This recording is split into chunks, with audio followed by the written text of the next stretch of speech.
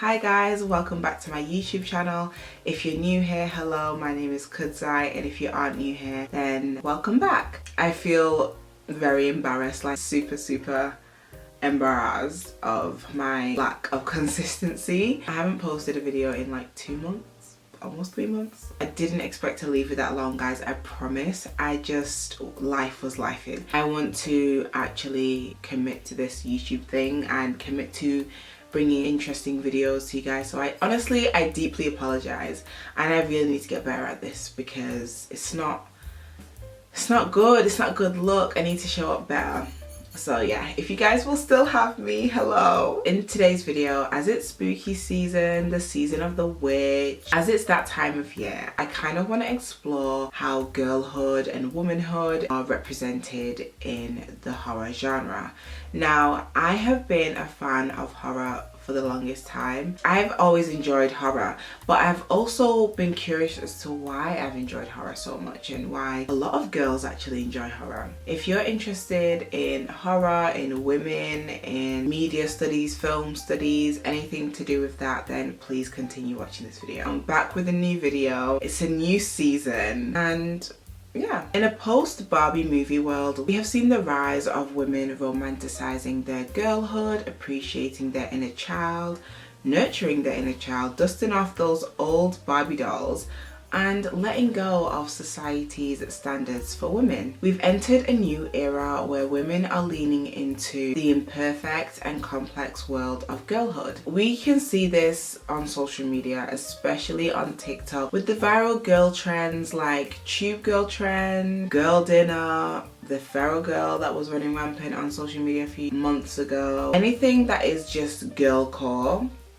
stick girl on it, and every single girl is going to get involved. Everybody wants to get involved. Today we see teenagehood and girlhood thoroughly celebrated through words from Olivia Rodrigo lyrics and through the lens of deep feminist media. What a more perfect time to really deep dive and explore the horror genre and its complicated relationship with girlhood. This is not a new discussion. The representation of women has been critiqued and questioned and discussed for years and years and years. Because of the female-centric narratives to the horror genre, this has definitely been an ongoing discussion. I don't know if I should say deep dive. I feel like this is rather a discussion about girlhood and womanhood and how women are represented in the horror genre.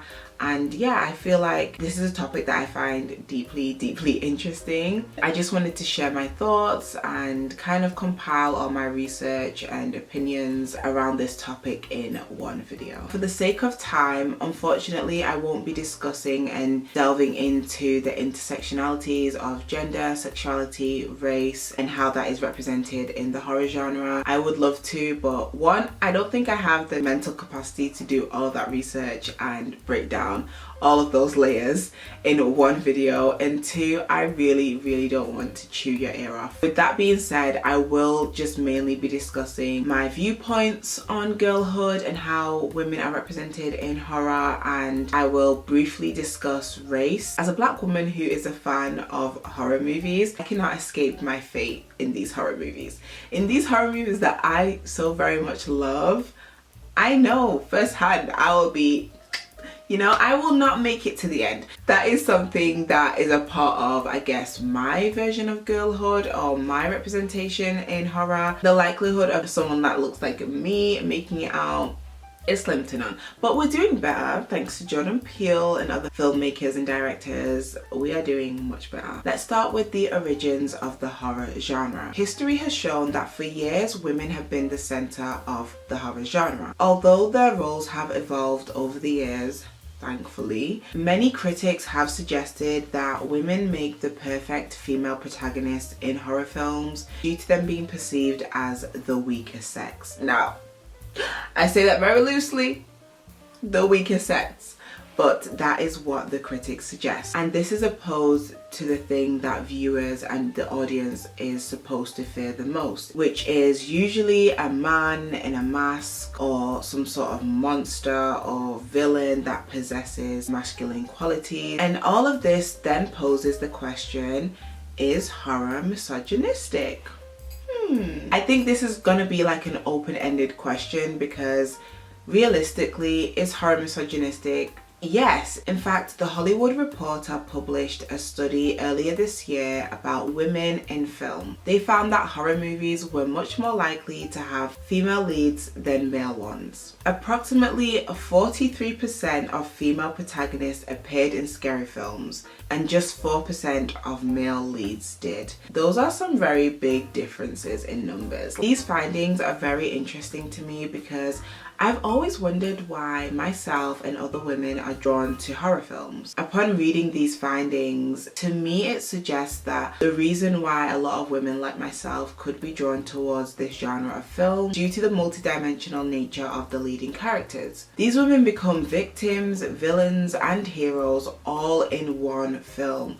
So perhaps that is a huge reason why a lot of women are drawn towards watching these films of this genre, because we see ourselves playing so many different tropes or being so many different types of women. I think it's important to note that typically the horror genre has been, I guess, catered towards men, and traditionally in media and in society we've associated horror fans and like thriller, scream, action movies, things like that, associated with being kind of like a male coded film. Although women have enjoyed this genre for years, it's not surprising that the horror genre has been traditionally marketed for men. And I think obviously it's because of the male gaze. It's the men that are the filmmakers, the directors. This is obviously going to appeal to a male audience more than it appeals to a female audience. In the world of horror, if you are a woman who is pure,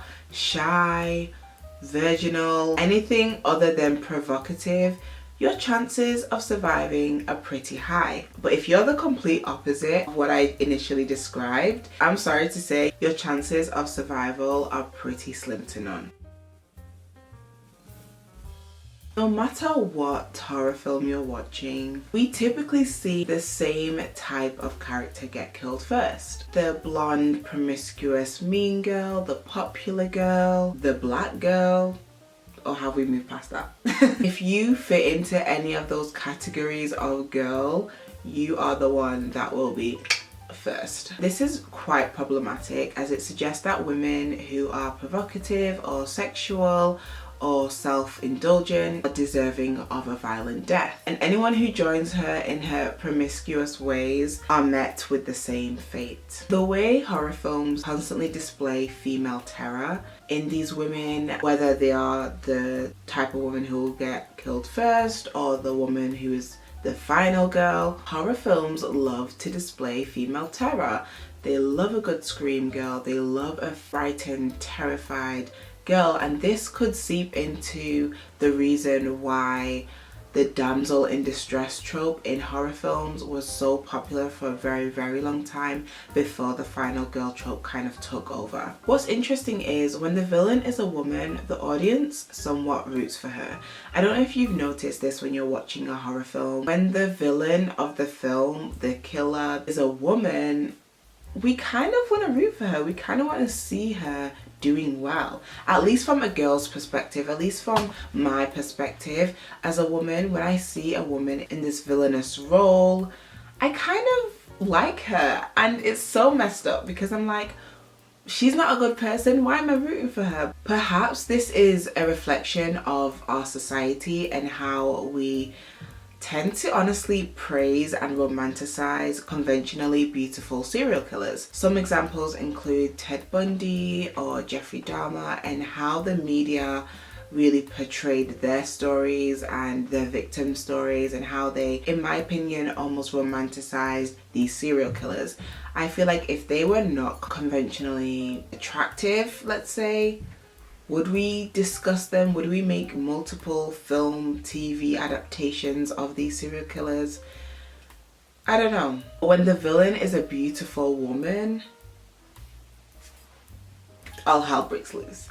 The world goes crazy over a sinister, evil, villainous, but beautiful woman. I want to briefly discuss Jennifer's Body and my experience watching Jennifer's Body for the first time as a young girl, and how I feel that impacted or influenced the way I see women and girls in horror movies. Jennifer's Body was probably the first film that I watched as a young teenage girl that really displayed and depicted femininity mixed with gore and horror, and how that looked like and what that meant. The idea that hell as a teenage girl was so fascinating to me, because at the time, now I don't think the same, but at the time I really thought being a teenage girl was hell. As teen girls, we have to experience our periods, navigating high school bullies, friendships, relationships, the list goes on. When that is mixed in with horror and gore and scary monsters, I know Jennifer's Body was not the first film to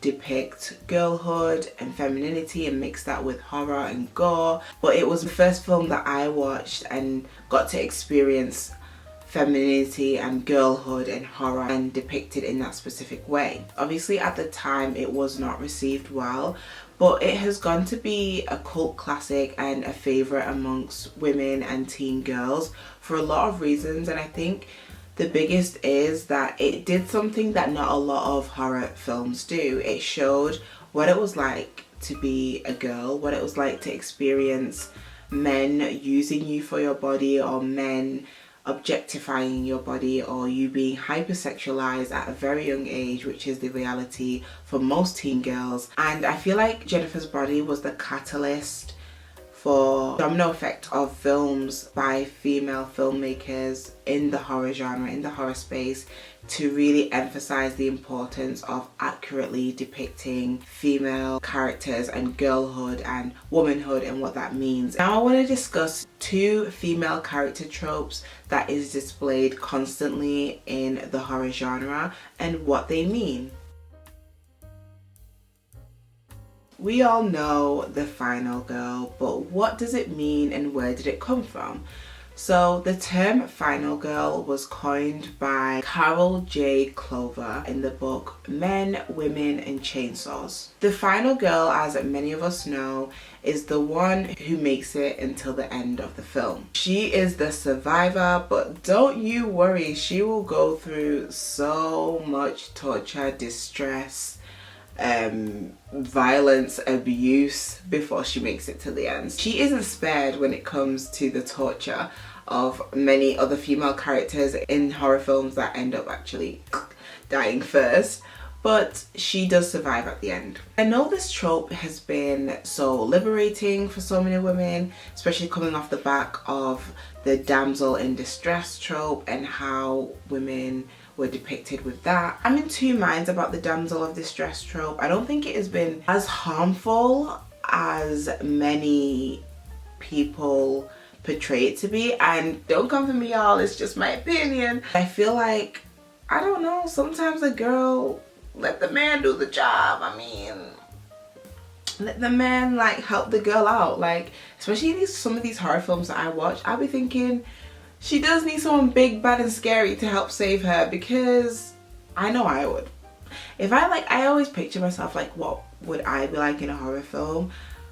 First of all, I know I'd be the one that would probably die first, but not because I'm being like stupid, back to the stereotypes, and like saying, hi, is anyone there? But probably because I am not a fighter. It would be interesting to know what trope you think you'd be in a horror film, or what you think your survival chances would be in a horror film. I'd love to know that. Comment that down below. When it comes to the final girl trope, even though it can be liberating, I find it quite sad that although she survives at the end of the film, she's undoubtedly the one who suffers the most, because she's the one that's had to experience so much abuse and so much terror, but also has had to witness her loved ones, her friends, her family be tortured and killed and brutalized right in front of her. What is more torturous? Being the one to like be X'd off first, or being the one to watch everybody you love, everybody that you care about, die right in front of you and be tortured right in front of you, and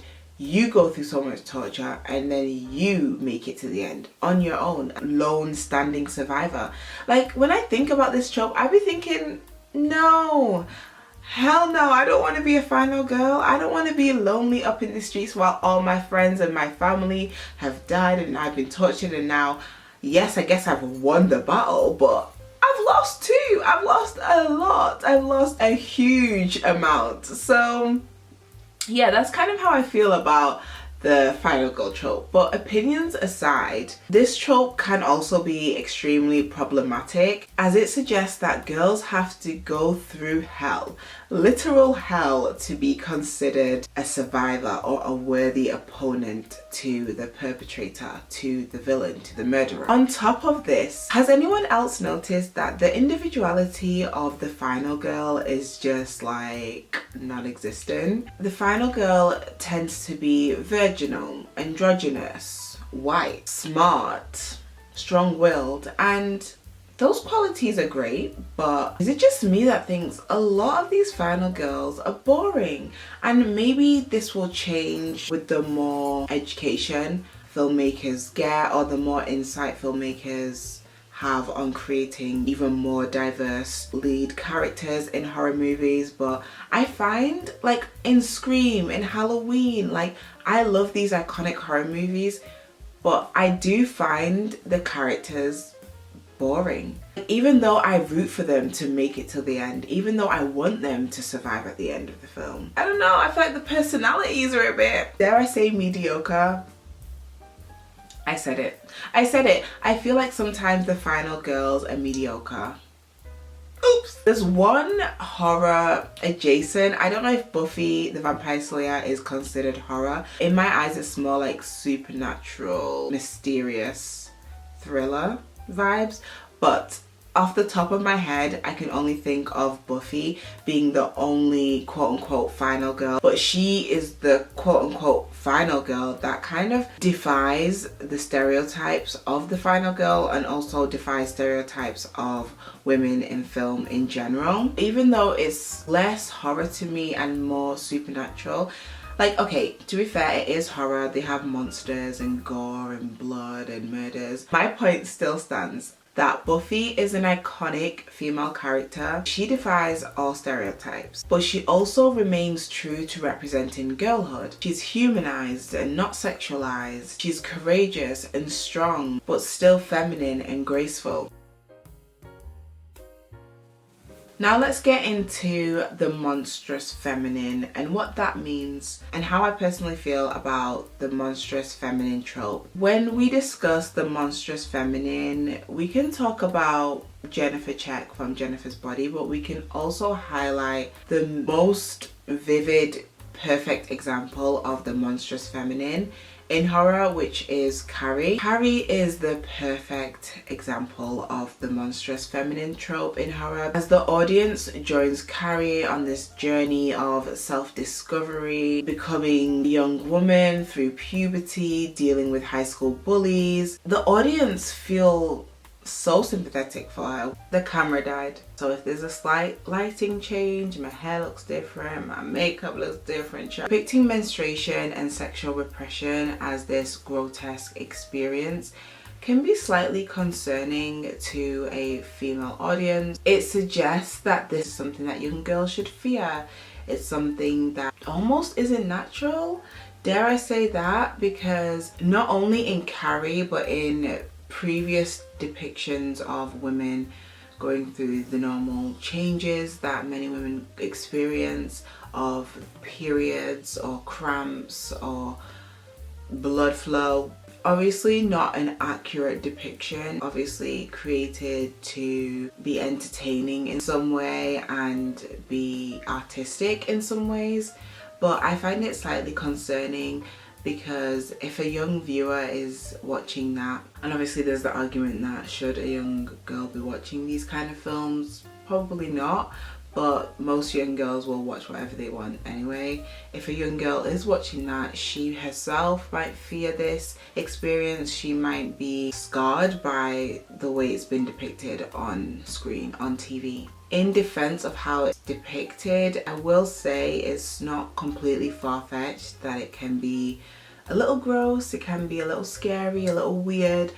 the first time a girl gets her period or experiences her body is growing and she's understanding her sexuality, it can be a bit of a weird experience for young girls. So I can see both ways. I can see why it has been depicted in that way and why it isn't harmful, but it's helpful for even a male audience to understand how the female body works. In the same breath, it can be a little concerning and slightly harmful to how girls will view themselves growing up. The film Carrie really drives home the idea that experiencing puberty and the changes that a female body goes through is truly a horrific experience. And I guess in Carrie's defense, for her, it was a little horrific.